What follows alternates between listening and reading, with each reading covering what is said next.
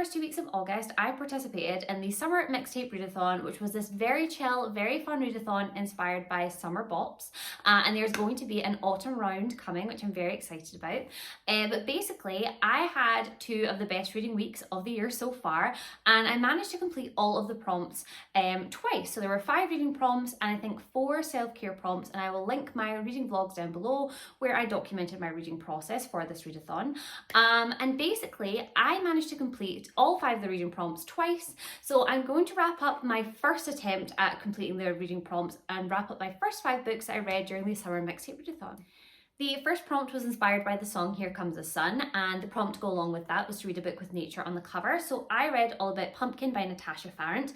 This is the 3rd book in the Bluebell Gatsby's Diaries series, and in this series we follow 14-year-old Bluebell who has just lost her twin sister Iris, and we follow her and her family as they try to grieve and deal with this loss. In the 3rd installment of this series we follow Bluebell and her younger siblings as they are sent away to the countryside to stay with their grandparents for the summer as their family continue to adjust to their new family dynamics. I really enjoy a lot of elements of this book. There's a lot of small, quiet moments with Bluebell where she is really processing the huge emotional thing that's happened to her. She is missing her sister, she is feeling guilty and strange, enjoying herself in this place that they used to spend a lot of time together, and she is just generally not sure where to go and how to move forward without her twin sister there. These moments are so beautiful throughout the book, but they are continuously interrupted by what I call middle grade shenanigans, and that is expected as this is a middle grade series, but there's just some really silly moments which I feel take away for the overall impactfulness of this novel. I did also read the 4th book, and so I have completed this series and I gave this book a 3 out of 5 stars. The next prompt was Cake by the Ocean, and you could either choose to read a spicy book or a book involving food, and I went down the food route this time, and I chose A Pho Love Story by Lone Lee. This is young adult Romeo and Juliet retelling in which we follow Bao and Lin, whose families run rival pho restaurants in a small neighbourhood. Because of this rivalry, Bao and Lin have never spent any time together. They've always avoided one another until they are brought together on a school project, and they find that they don't hate each other at all. They actually like each other a lot. But as they begin to explore these new feelings, they learn that the dynamics between their family is more complicated than they could ever imagine. I really enjoyed this book, which was such a relief for me because recently I have been feeling like I have really outgrown YA, but this one really hit all the points that I enjoyed.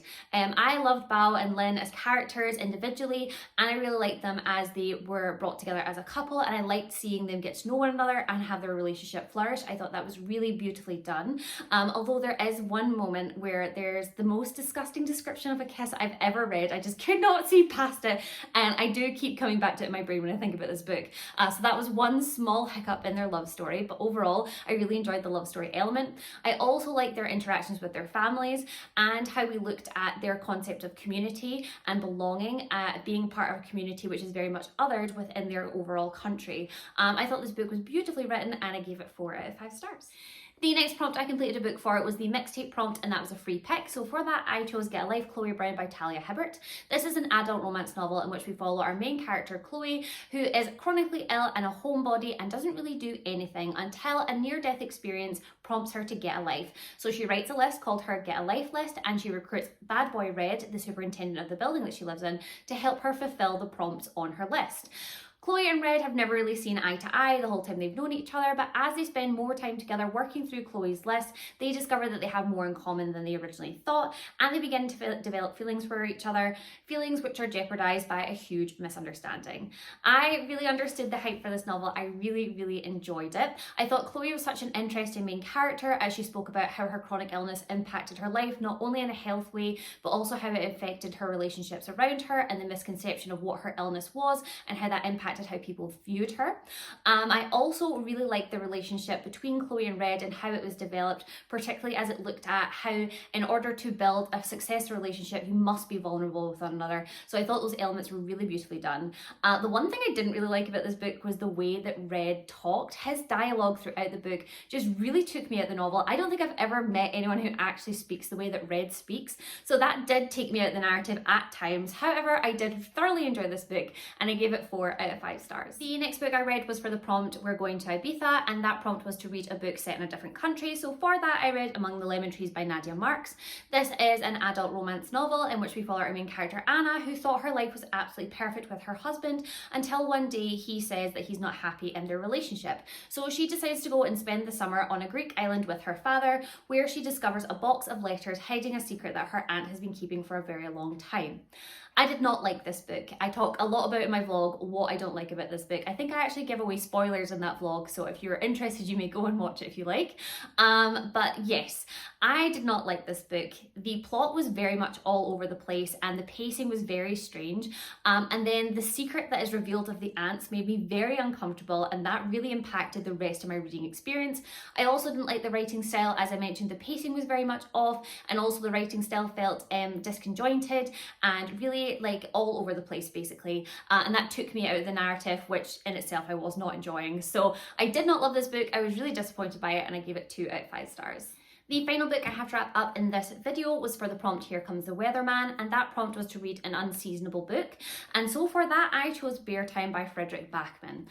This book is set in a very small town that is obsessed with hockey. Not much seems to be going right for Bear Town as more shops are closing, more people are losing their jobs, but there is one single shining light, and that is the junior hockey team who are about to compete in the national semi-final for the first time in many, many years. However, the pressure of carrying all the hope for the town on their shoulders gets to one player in particular, and he commits an act of violence which will leave one girl dealing with the consequences and cast the whole town into turmoil.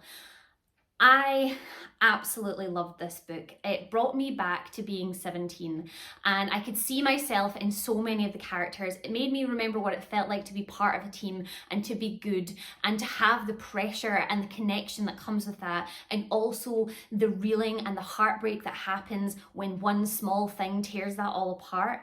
It also sent me back into that place where you are a spectator in one of your best friend's trauma, and the frustration and the anger that you feel with that as one of the most important people in your life is hurting and there's nothing you can do for it.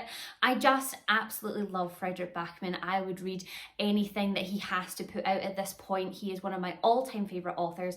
I gave this book 5 out of 5 stars. So that brings me to the end of my first wrap up for the summer mixtape readathon. I really enjoyed this readathon and I'm so pleased that I completed all the prompts at least once. If you participated in the readathon, please tell me how many prompts you managed to complete, or if you've picked up really anything excellent recently, please let me know in the comments what that was and I will happily pick that up, and I will see you soon.